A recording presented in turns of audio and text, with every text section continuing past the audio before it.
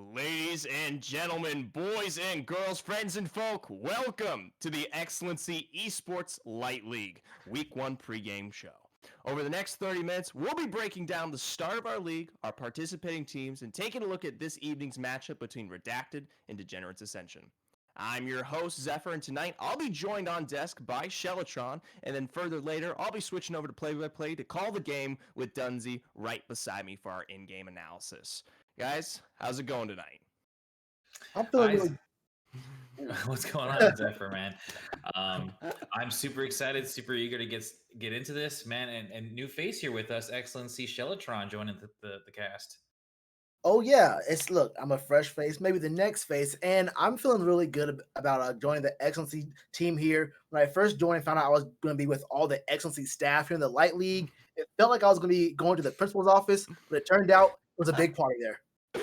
Well, hopefully the party will continue. Sadly, we don't have Hickory with us tonight, but his best wishes are going to carry through this broadcast as a whole. But let's get the season off nice and easy. I want to hear from the both of you what you are most excited for. Dunsey, start us off. Well, I mean, right off the bat, I'm looking at a streamed match tonight between Redacted and Degenerates, and it's a quote unquote new team, but I am looking for this Degenerates org with Ascension and a couple of returning team members. To come right out of the gate hot and see what they can do as the defending champions. I want to watch them throughout the entire season and see if they can continue to dominate or if it's going to be kind of a struggle to start off the season again. Fair point. Shells? Look, I love both these teams as well, but the thing about Light League right now is that there are so many new teams, so many new faces in the league right now. I'm a new face myself, so I definitely want to see the new storylines that come up. And, since this is a gold cap league, we're going to be seeing a lot more pocket picks, a lot less of the heavy meta picks that come out in the much higher leagues. So I'm really wanting to see, what are these spicy picks we're going to see? Are we going to see some crazy outplays? I'm all about the bloodshed and all about the nonstop action, and I think we're going to get this in this league as we move forward.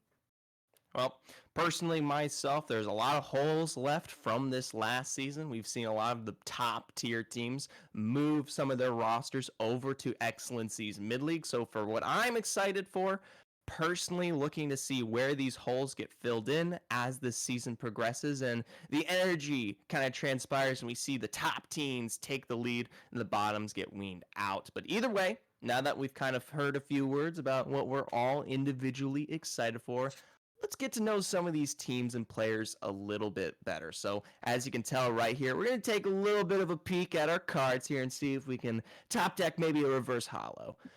But in no particular order here, let's transition over. We got Cape Dogs Unleashed. Gotta love that logo. Yeah, this is my card right here. The Cape Dogs coming out strong. The two captains, well, not captains, the two managers who have kind of formulated this team are former mid-league players Zongi and Crits. You got in the top lane, it's Days21. That's their star carry player. He plays a lot of Vladimir.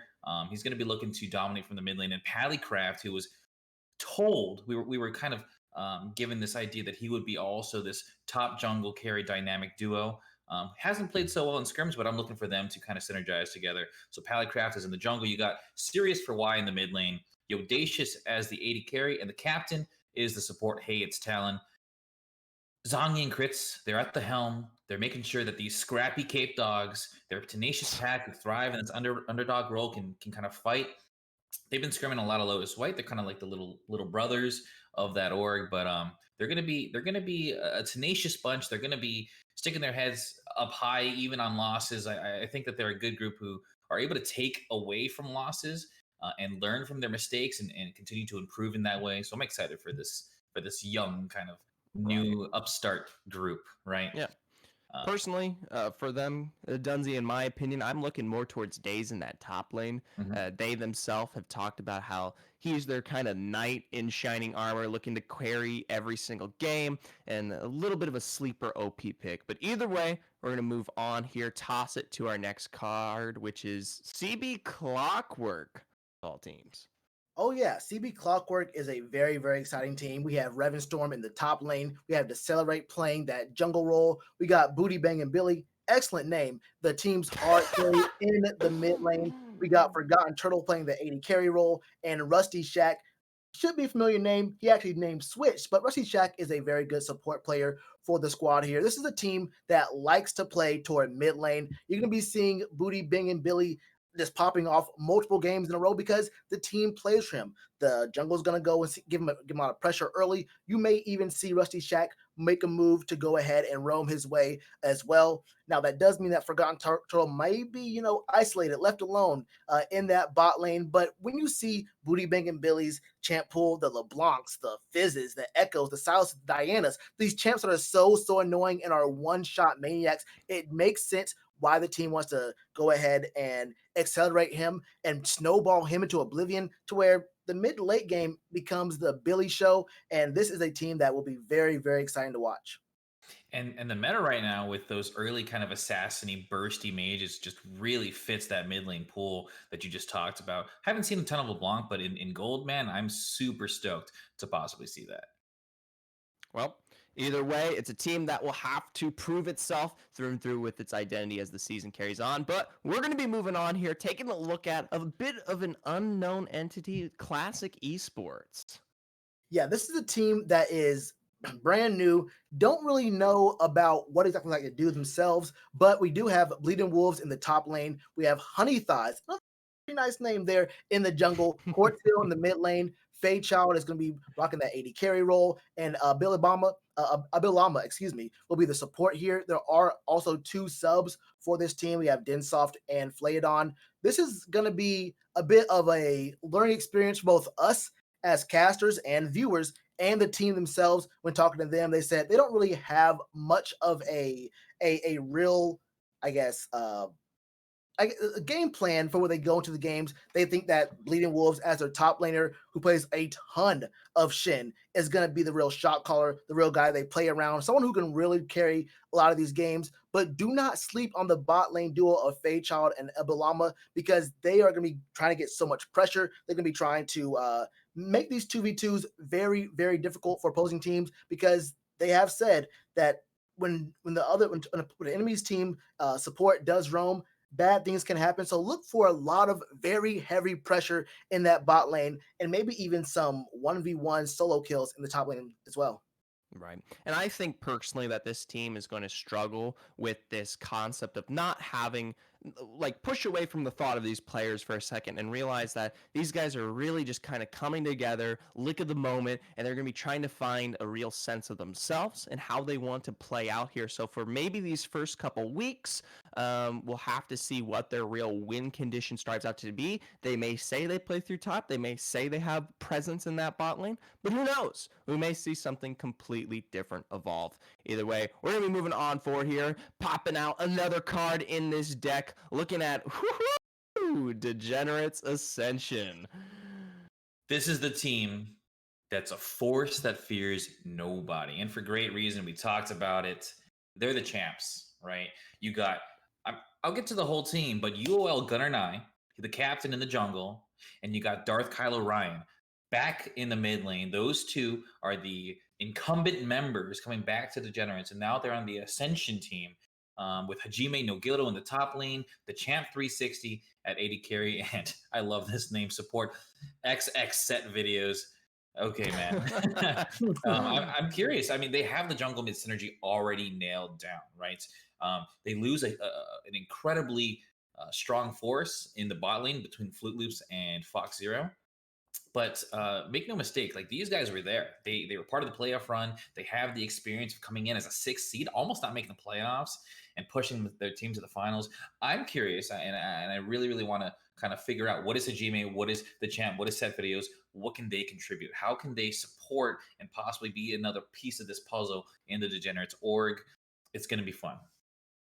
All I'm going to say to you, Dunzy, there is you're pronouncing it wrong. That's what I'm going to break out with this one. Hajime. Come on, baby. Hajime no Gildo. Is it Hajime? Oh man, I'm not a huge anime guy. So. Yeah, I was about to say complete anime prowess there on that one. But I will say, you are right. This roster coming back, they do have that mid jungle presence already available, but you lose out on what made Degenerates so great last season. Fox Zero, Flute Loops Mhm. not returning, right? They've shifted their attention. They're playing into their new reformed roster in the mid league, and that might make or break this team. So either way, we'll be watching as the season transpires. But we're going to move on here. Divine Ascension Sapphire, maybe a name that y'all have heard around here at Excellency. Yeah, the Divine, org has been around for quite a while, going back to testing grounds. They played as the Obsidian team in Light League last split, and they had a Ruby team in mid. But this time we have Sapphire joining us in the Light League. You got Excellency Malice, who I'm really curious to talk about. Why he's got this Excellency name, because I haven't worked with him, I haven't talked with him. He's our biggest fan. What's up here? You got Pre-Made in the jungle, the captain's Belby in the mid lane. At 80 carry, you have Cryptic Wisdom, and at support, Mega Adhesive. Support player with this name, I double checked. This guy is a Singed main. I'm curious, is this going to happen, right? Are we going to see the Singed support come out on Divine's team? I'm wondering, man, that'd be a huge pocket pick to pull out. I don't know. How do you feel, Shell, about a pocket pick Singed coming through at some point? Look, I'll tell you this right now before we start the very first week of Excellency Light. I am all about the business of results-based analysis. If the pick wins, I don't care about the keystones, itemization. If the pick wins, that is the new meta. Take it to your solo queue game. If Singe support wins, if it works out, if Singe goes 0-38, but the team still wins, I like the pick. The pick works. The pick has proven itself. That's how math works. 100% win rate, go for it. Okay, but I will say statistically it is a one game. There's some massive errors that might be there. I see you shaking your head, but the numbers may there, and they may not lie, Shell, but they definitely don't tell the complete truth.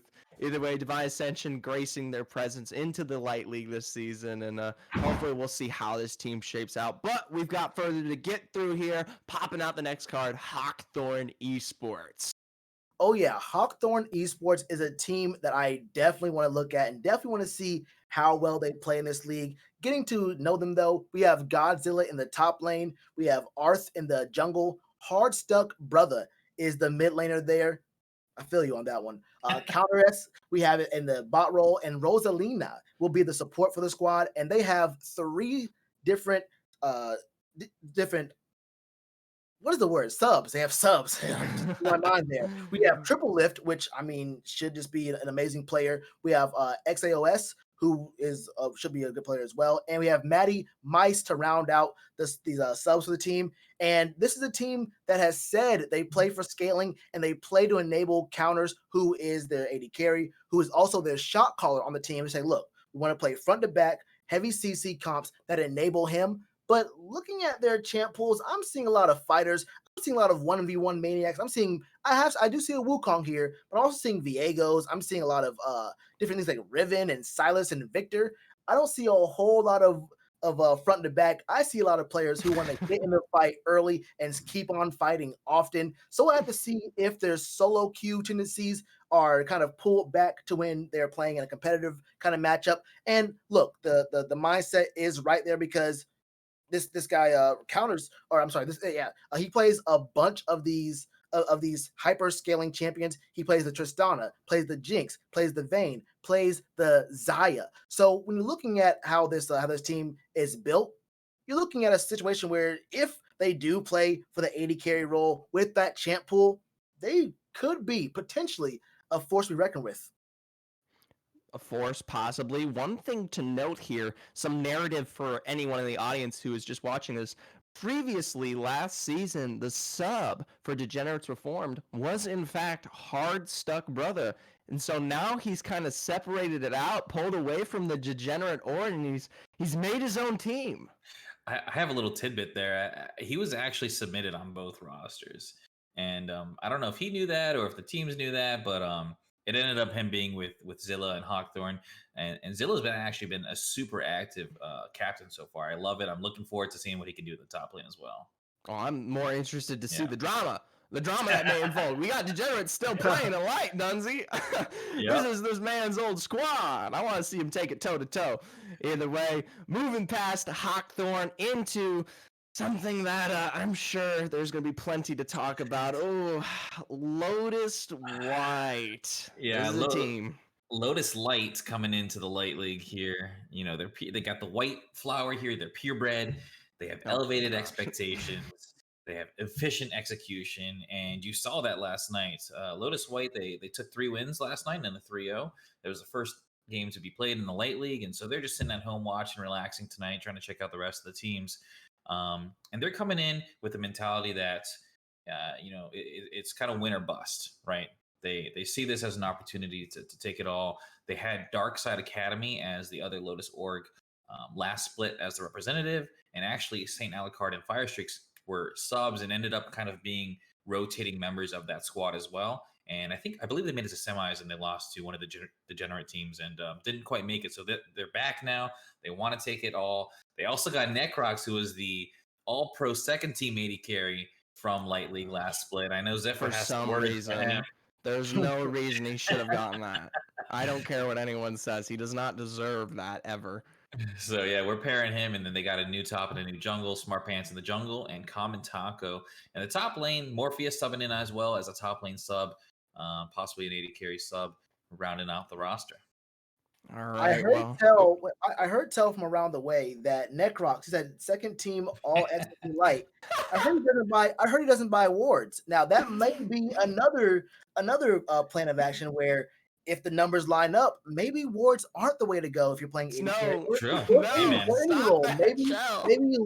Maybe low vision scores give you more damage. The wards sure don't do it for you themselves. You know, why buy wards when you can buy damage, right? So yo, exactly. Joe, your analysis.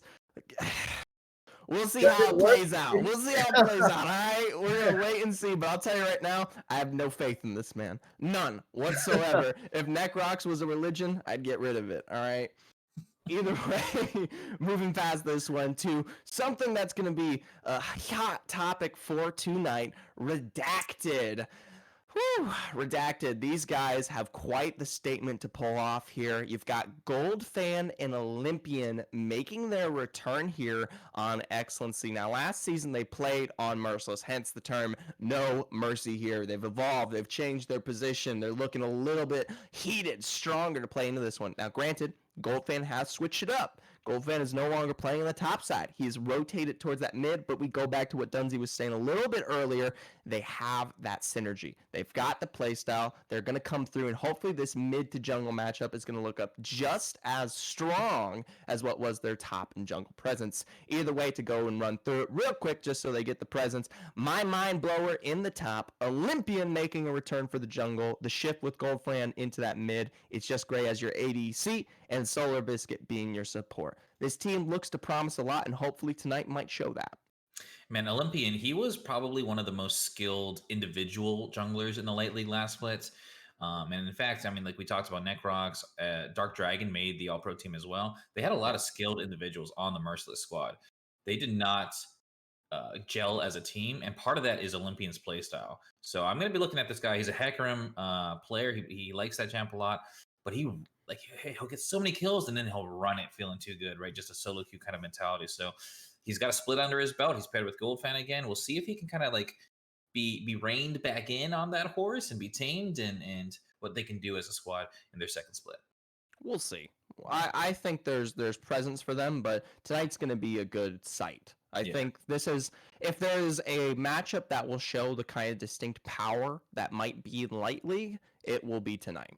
So moving forward here, though, to play it out, we do have a new team here and a lovely icon to pair with it. Supports Burden, ran by Jester Hat himself. To go through it, we got Kush Marbles in the top, Tree Chunks in the jungle, Reknol in your mid, Cookie in the 80 carry role, and Jester Hat, of course, in that support. And I think the best way I wanted to describe this team, and I didn't want to put it on the card because I felt like it'd be a little too cliche, but they are a diamond in the rough. They're not the cleanest. They're pretty simple, but they said themselves, it's a 1-2 punch. These guys will come at you and they'll strike when they want to, whether it may be the right option. And hopefully the punch is strong enough, but I have high hopes. You know, this is a team that's going to forge itself and refine as the season goes on. And they definitely have a presence at the top here. But like I show on that card there, they got 1 health, all right? They might fight hard, but they can get punished.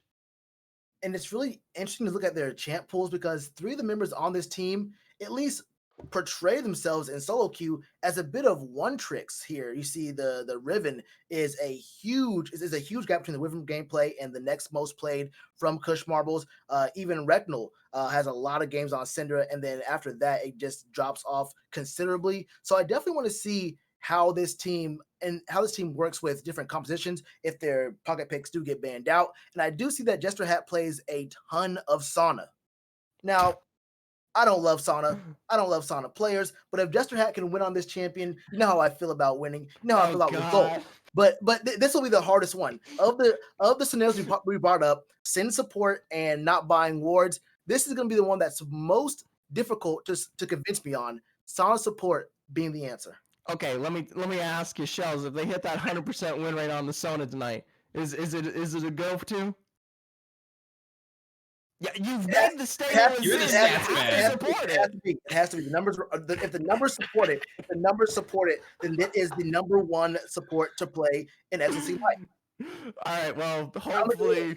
What are the rules? All right, those are the rules. Jester Hat, I know you're out there. You got to be listening. You got to live up to the expectations here on the desk. But to kind of finalize, put the plug in the hole here for Light, we've got Zenigma Eclipse. A little bit of a mystery. We're still kind of feeling this team out here, but I think they're just biding their time and they're going to be waiting to strike, hence why I put that on the card there. From top down, we got Winterfresh, Zen Geradron. You have War Boss Justin, love that name, Tonic136, and Fifi, do you love me?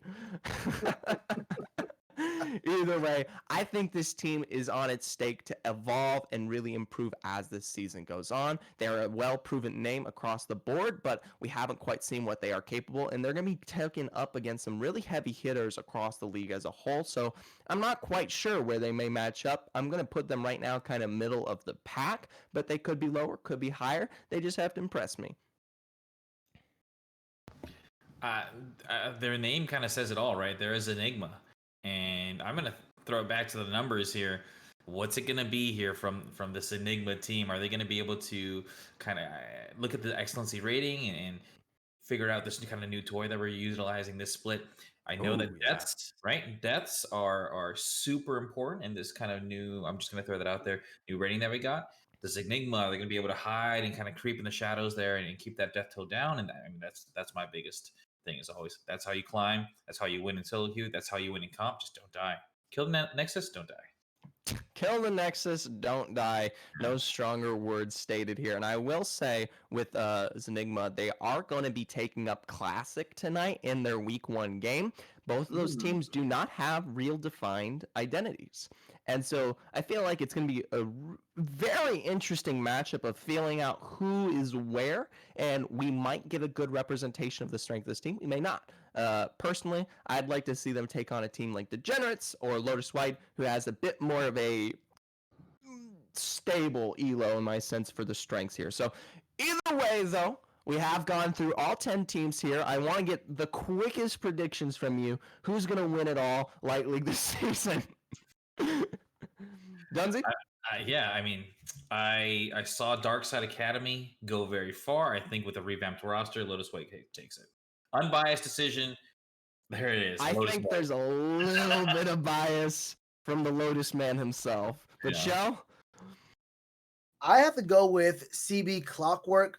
Look, I've done a lot of casting with their support, and I've done a lot of casting watching Booty Bang and Billy in other leagues. I've seen them pop off and go absolutely nuts here. I also just like the name a lot.